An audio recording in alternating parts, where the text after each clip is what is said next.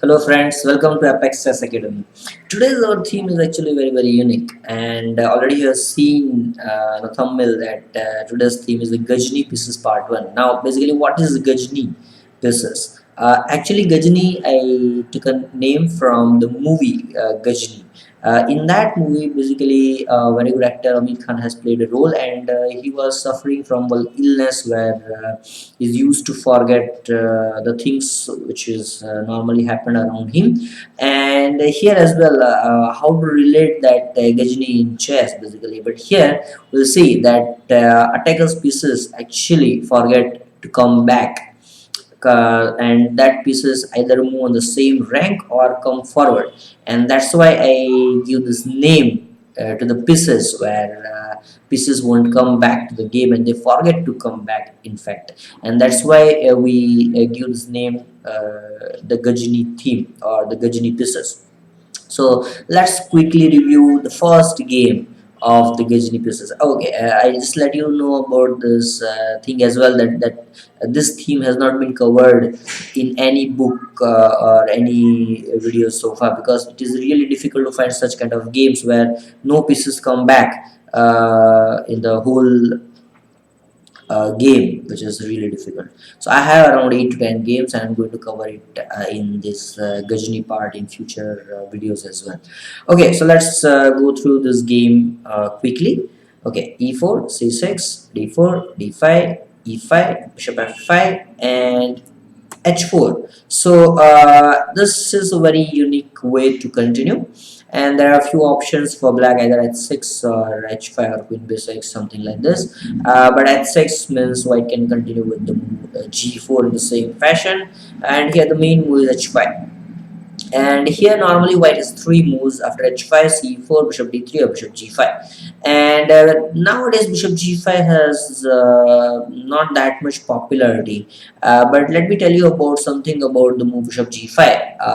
Actually this move was played, I think, probably very first time in 2009. I'm not very sure about it, but probably in 2009. And I just started to explore this opening in way back in 2009, and I made lots of points of this dubious opening. Yeah, of course, it's a dubious, but still, I made lots of points even against the higher player around 2300 or something like this, where. Actually this is a very deep trap, and I'll show you and why. And nowadays this opening is refuted, or I mean it's dubious. That point I'll also show you. Okay, so here white's threat is to play bishop d3, bishop d3, queen d3, and followed by e6 next move, and just going to crush positionally, because g6 and e6 square will remains weak, and that's why here the correct move is queen b6 in order to play e6 next move. And the whole point behind this variation is to play bishop d3 here. But the main point is white cannot take on b2 here directly, because of bishop f5 and queen a1 means e6. I'm not going to cover it in much detail because this is not the opening part, so I can cover it in a different series when I'll teach you opening. But okay, here queen b2 is made by bishop f5, and queen a1 is made by e6. And if opponent takes on e6, take on d3 here, which was played in game, and then after queen d3, here opponent again cannot take on b2 because of the very strong crushing move e6. So again, I'm not going to show it right now, but okay, you can check the games in the database that e6 is just crushing here, and white is almost winning here right from the opening. Okay, I have played few games, probably it's not in my online database, but that I have in my own database. I will show you in future, where I just won in 21 moves against even 2300 red player as well.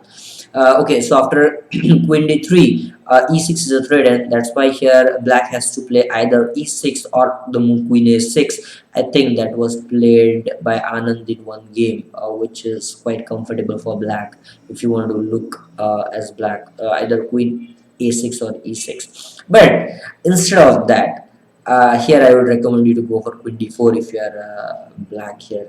And after knight gf3, queen g4, bishop f5, queen f5, white has only stuff which is c4, which white can continue. But in that case as well, black can just play e6 in future, and black is very solid. So okay, this is what just about the introduction of this move bishop g5, and now let's move to the game after this. So after bishop d3, queen d3, and the move e6. So after e6, I played the move knight d2, and now c5. And now my preparation goes on. I prepared the move c4 here, and this game I was played in 2013. Okay, I just let me tell you the small story as well. How any opening become famous. Basically, when any book comes with this kind of stuff as attacker, normally it's too late normally, because when people found this kind of novelties, they try to use in your own game for a few years. But I decided to show you some novelties as well uh, when I mean, it's still not played in any game, and I'll cover that kind of stuff as well in my future videos as well. So I prepared it in 2009, in fact, and this opening becomes very famous around 2014, and then only people knows about this. So I made lots of points during these years actually.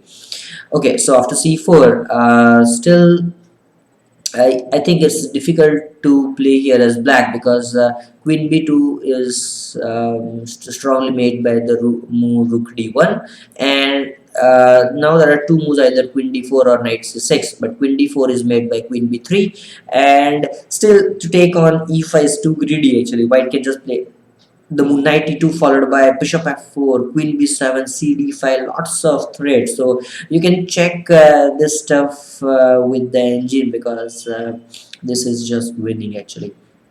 Okay, so this queen d4 is not that great, and if say opponent goes for okay, so after queen b2, rook d, and not queen d4, but let's say if knight c6, still white can go for knight gf3, and it looks like knight b4 is very strong because of either knight c2 or knight a2. But still after knight b4, queen e2, and knight c2, king can just move to f1, and still knight d4 is not sufficient because of just knight d4, cd4, and cd5, and there will be some problem with the a48 weak diagonal.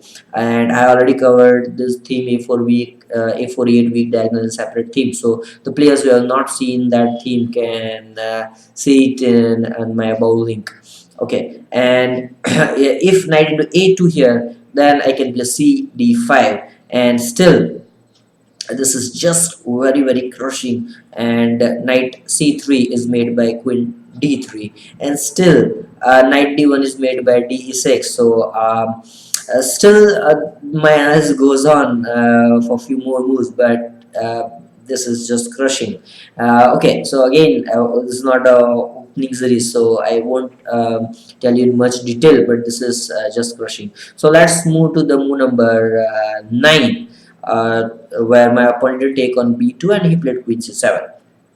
And now I played knight gf3, bishop e7. Okay, I don't like the move bishop e7 here for black, because um, black's all central pawns are on light squares, so he should not exchange his dark square bishop, which is very good. So it's better to play knight e7 here.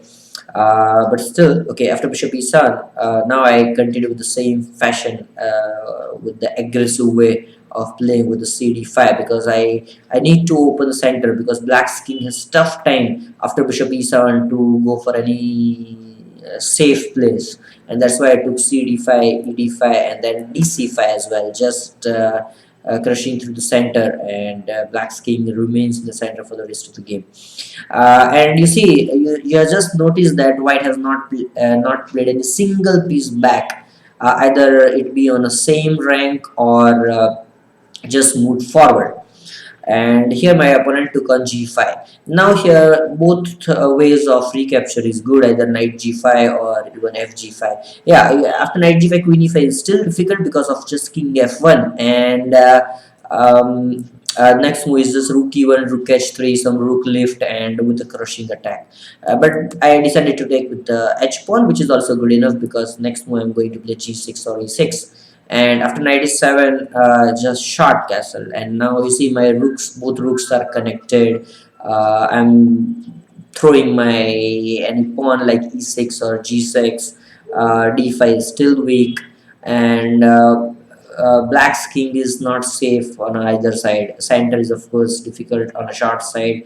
H5 is weak, so which is also not good. And even if it goes for a long side, which was played in game like knight c6, rook f e1. Now I'm crushing through the move e6, and now it's the long castle, then e6 f5, and now I can choose either way, either with the move rook b1 and use the pawn strong with the b4 b5, or I can play knight d4, which I played in game. Knight d4, queen d4, knight c6, and the move queen h4. Why queen h4? Because I don't want to allow my opponent to play h4 actually. And now okay, here in this move actually my queen moved in the same rank but still not backward, and that's why I give the name of Gajini theme here, Gajini pieces actually. Okay, so queen e7, and now I started with the move b4, and now my threat is b4, just still showing some aggression here. Now after rook h6, this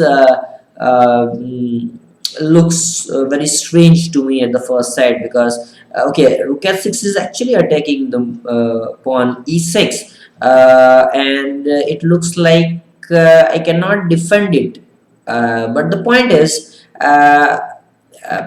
there is some way to defend this pawn. Okay, so you can pause the video and try to find out how to defend this e6 pawn, because that is very important for me. And actually this rook h6 looks strong at the first sight, but it turns out to be a very bad piece. Let's see. So I played here b5, and now after say knight b8 I played the move b6. The point is still you do not have time to take on e6, because if you take on e6, I finally take on a7, and either I will be in a piece, or I'll just make a new queen. So now my opponent has to play a6 here in order to defend it, and then I played the move queen f4, and again the point is after queen f4 you cannot take on e6, otherwise there is a mate on c7 after rook e6 queen e6. And if you play rook g6 here, then that rook is stuck for the rest of the game, and that's what played in game. But okay, my opponent has decided to put pressure on e6 in future, but it won't be possible, because his knight on b8 is very passive. His rook on g6 is now just like a pawn for the rest of the game. And now I played knight f3, just defending my g5 pawn firmly, so that this rook will have no future in the game. Now my opponent played rook f8, and I just played rook a d1, another piece on the same rank, but still I didn't move my single piece back. And now my threat is rook d5 and rook d6 next move, and my opponent just resigned here. Okay, and you see still I have not committed any single piece back. So hope you have learned this unique series which has not been covered in any book so far. Okay, so hope you have enjoyed, and stay tuned for the future series as well of this Gajini theme. Thank you, friends.